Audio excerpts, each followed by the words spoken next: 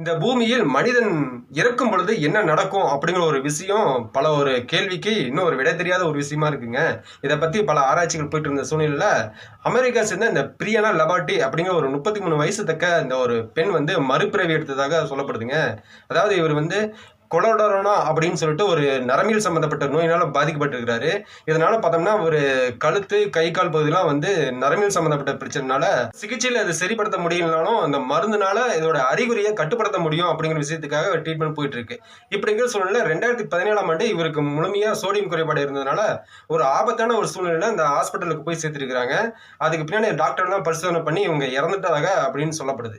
அதுக்கப்புறம் ஒரு 8 நிமிஷம் கழிச்சு பார்த்தோம்னா அவரோட உடல் அசைவு தெரிய ஆரம்பிச்சதுங்க. இதை பார்த்தோன்னா டாக்டருங்களாம் ஒரே ஷாக். என்னடா அது 8 நிமிஷம் முன்னாடி ஒரு நின்ன ஒரு இதயம் இப்ப எப்படி துடிக்க ஆரம்பிக்குது அப்படின்னு சொல்லிட்டு ஆச்சரியமா போய் பார்த்துக்கிறாங்க. அவங்களும் எந்திரிச்சு பேசியிருக்கிறாங்க. பேசினவங்க இங்க என்ன அந்த 8 நிமிஷத்துக்குள்ள என்ன நடந்தது அப்படின்னு சொல்லிட்டு கேட்டபோது இவர் பல சுவாரஸ்யமான ஒரு சம்பவம்லாம் சொல்றாங்க.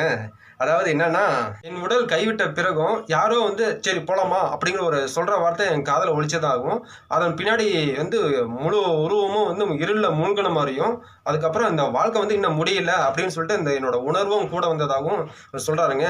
அது மட்டும் இல்லாம அந்த உலகத்துல எந்த ஒரு பயமும் இல்ல, ஒரு தனிப்பட்ட நிபந்தனையற்ற அன்பானவர்களா வந்து தன்னை வழி நடத்துற மாதிரி ஒரு உணர்ந்ததாகவும் அவர் சொல்றாருங்க.